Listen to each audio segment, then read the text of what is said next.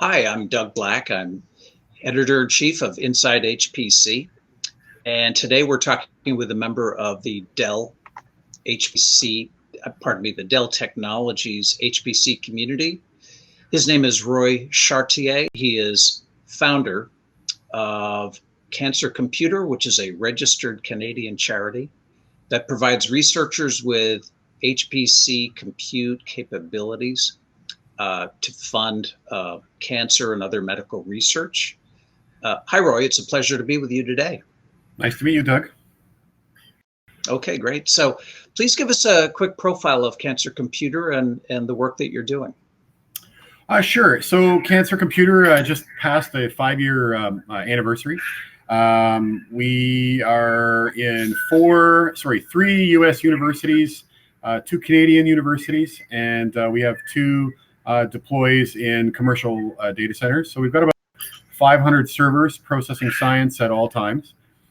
We have just brought a new board on. I gave up my board seat and ceded control. So we have governance now with some pretty amazing people. We're going to be announcing that in a few weeks. And we also have a cadre of volunteers that have been supporting us for the last 5 years to do these deploys. And we've recently just got a large 400 server donation from the government of Canada through Computers for Schools, and we're very excited to get those prepped and out and processing science as soon as possible. But unfortunately, COVID is put a little wrinkle in our plans. Okay, well, certainly cancer, of course, is your primary mission, but as you mentioned, COVID. Tell us about the work you're doing on the pandemic. Okay, so yeah, we've been doing cancer research mainly since since 2015. In about 2018, we started doing some work in the neurospace for Alzheimer's, and most recently we've pivoted a fair amount of processing toward COVID, and so we're doing 3 different types of domains, and they have different types of applications.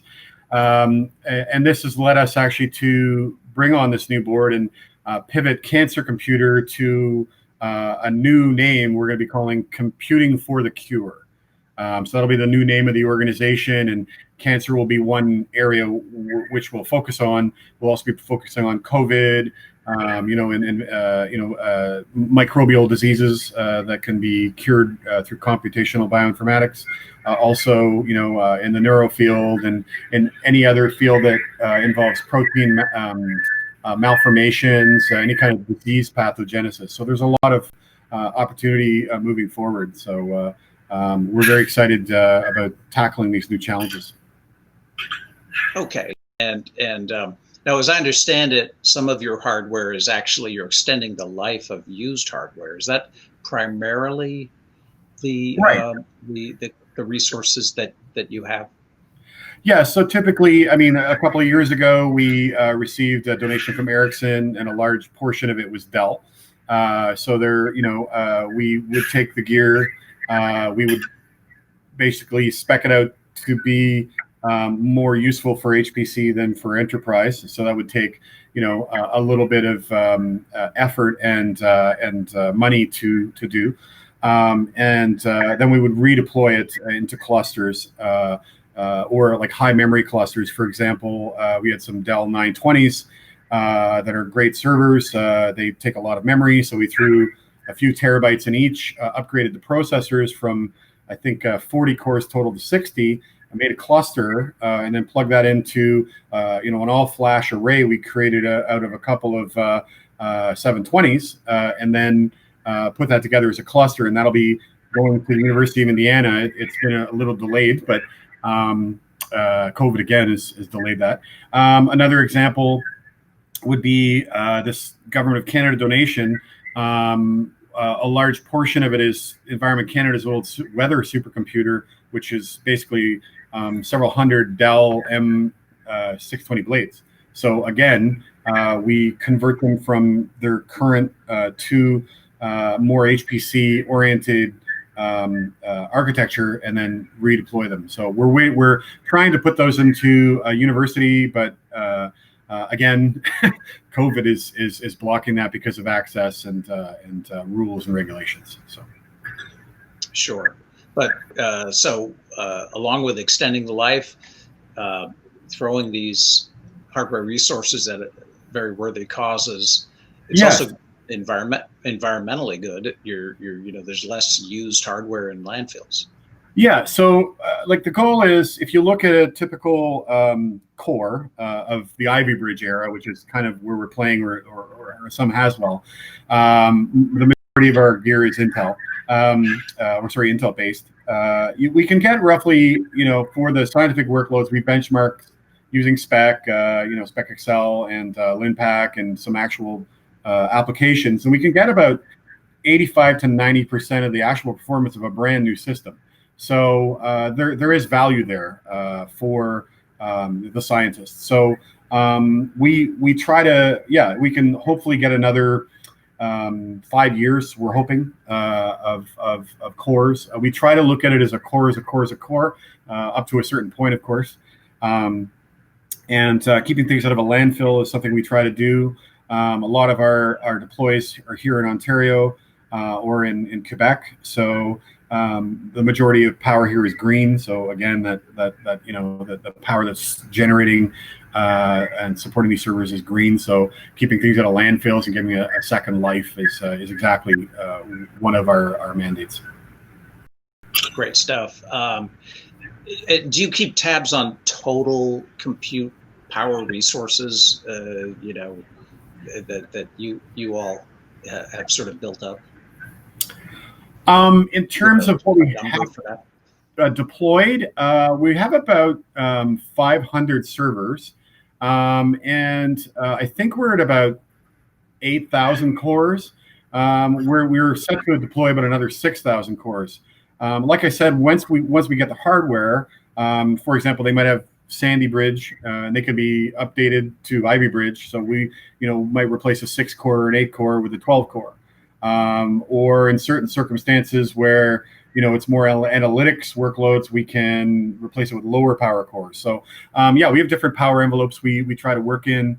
We have a whole bunch of formulas we work with to keep us, within power budget. So pretty clean, pretty efficient, even though they're older equipment in terms of